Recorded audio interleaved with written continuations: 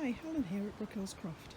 I thought I'd give you a little update on what's been happening in the polytunnel since I last showed you round. So as we go inside, you can see the asparagus has really taken off now. Big long tall fronds reaching up to the roof of the polytunnel.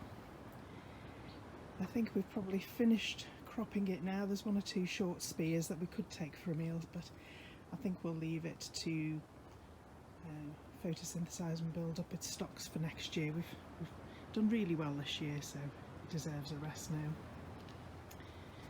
No change on the fig, that's just as it is, growing plenty of nice new healthy leaves. We've given it a feed of chicken pellets and some bloodfish and bone, but that's about it. Just leave it to its own devices. Peach is doing well.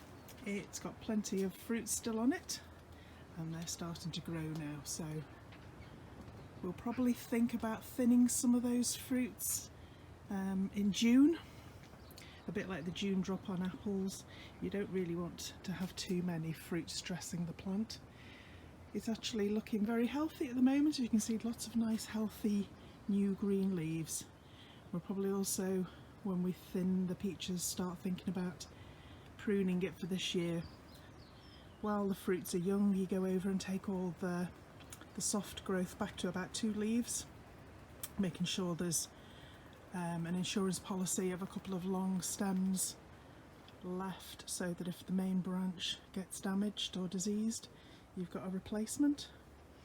But it's quite easy really, you just give it a really good haircut all over. But it's looking very healthy at the moment, no sign of red spider mite, which is great.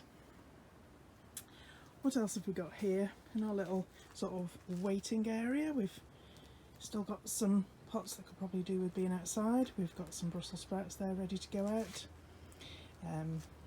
Pitcher plants still aren't showing any signs of growth, but they are still alive, so I'll just wait on those. Got some rocket seedlings there, some pansies in pots to go out in the garden.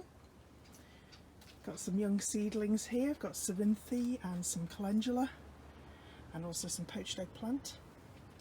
And then we've got a lemon verbena, which is not a hardy herb, so we've just put that in here for now, and when the weather's reliable and nice and warm, that'll go out into the garden, but again it'll get brought back in here for the winter because it's not fully hardy. So what else is happening in here? The holes that we plant our squash and our pumpkins in, rather than just waste them, we've actually put our spare lettuce plants into here. These are a mixture, just ordinary loose leaf lettuce, so we've got some lovely dark purpley red ones and usual lime green ones, so they're just a catch crop until we get around to planting the pumpkins and what have you in here. I've got some more spare ones in pots. These are ready to go outside under cloches, and then there's some peas there. On the opposite side, I've got my hanging baskets planted up ready to go. Again, this will be when the weather's really reliably warm, we'll put those out in first or second week in June. More lettuce, lots of lettuce. The big tall pea alderman. We like that one because it grows to about 6-7 foot. It's really easy to crop, and it crops all summer long. It doesn't have one harvest like the short peas.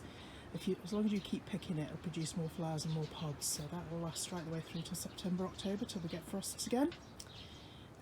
We've got one solitary bean. I'll show you the rest of those. We've actually planted those out.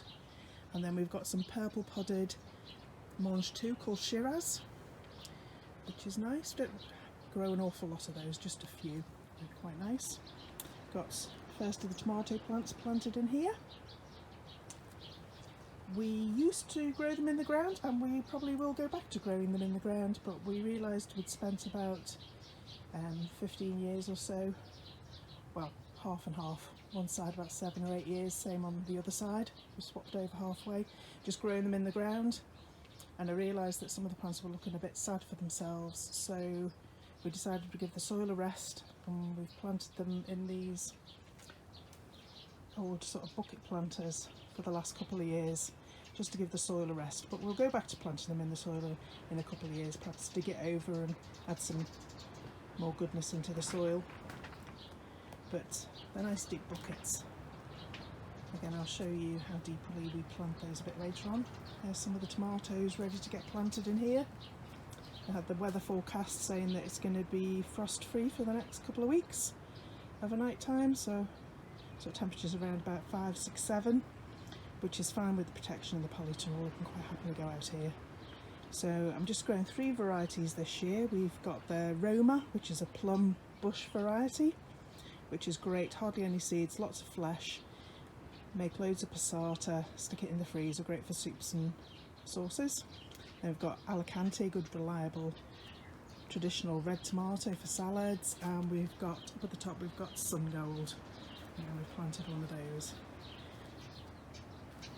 The kiwi, a bit like the peach, has put on lots of young lush growth, but before it sort of romps away and bursts through the roof of the polytunnel, this too will be getting a haircut. We'll take each stem right back to nearly where it starts at a branch, cut it back to about 2 leaves, and that gives better air circulation, and it also stops it growing too big, because out in a garden this would actually, you know, cover a wall or part of the side of the house. It is a vigorous grow, but we cut it back. We keep it a bit like an espalier apple really. We have the main frame, we've got 3 horizontal branches, and everything grows off that. I can't actually see at the moment if there's any flowers, if they survive the frost or not. Oh my goodness me, there's a nest. Well, I didn't see that. Oh gosh, I'm going to have to be really careful in here now. I'm going to have to find out who's nesting there, so maybe it won't get a drastic haircut after all. Oh my goodness me, how exciting. So anyway, up here I've planted out the sweet corn yesterday. This is a variety called Honey Sweet, which I've not actually grown before, so I hope it's nice, because we've got about 32 plants here. And again, filled in the gaps with lettuce. Don't like to waste any space. And there's the climbing French beans that I showed you before in the pot. So this is Cobra, which is a nice green podded variety. It does grow very vigorously, so you do have to sort of pick it every couple of days, or else the beans end up about a foot long and they're quite tough. So you pick them while they're short and sweet and tender. I've also experimented this year and I've put in a row of carrots. It's quite tricky. You can see there's quite a few forget-me-not seeds, weed seeds really, that have come in. So I'll need to go through that and pick those out. Probably at the same time that I thin the carrots. It's a variety called Flyaway. I just had some left in a packet, so I thought I'll grow some in here, see if they do grow any quicker in the warmth. Everything's looking really healthy, no holes in the lettuce. Let's see if our resident slug eater is in today. Let's just have a look. Oh, there he is, or she is. Lovely toady. You have to be a bit careful in here actually, because it does sometimes jump out when you least expect it, so I've got to be very careful. I don't use big handled hoes. I tend to do all the weeding by hand now, because I'd hate to chop into him, because he sometimes hides in the corners under the wood, or on the other side over winter he gets nice and cosy under the plastic that we have down, the plastic Mapex. So you have to be very careful. He's learned not to nest or hide under the pathway here, but the good thing about here is it's nice and compact and hard, so if he was on the surface you'd see a bump. So again, there's the Sun Gold tomato planted. I've got a couple of courgettes. I planted these a couple of weeks ago and I think I was just a bit too early. So one's just about had it, I think, but I've got another one in the house waiting in the wings to come out, so that'll get planted. And then I've got the netting here, which I'm going to grow some loofah gourds up. Tried that last year and they didn't do very well. Then I found out they need a very long, warm summer, so they're going to stay in the house, and I'll pot them up in larger pots in the house and keep them in there probably till about mid-June, till it's really nice and warm, and then I'll bring them out. So I'll just show you how we plant the tomatoes. So here we've got the pot ready to go. We've filled it up with just ordinary multi-purpose compost. We don't put anything special into the soil at this stage, we just leave it be. We'll feed throughout the summer, usually with a general purpose tomato feed or with seaweed. So there's the tomato plant, you can see there's plenty of roots there in the pot. So I'll actually dig quite a deep hole down into the compost. Just put it to one side. And I'll put this string, just bury it down in the bottom underneath the tomato. You can see it goes right the way up to the crop bars that go across the polytunnel.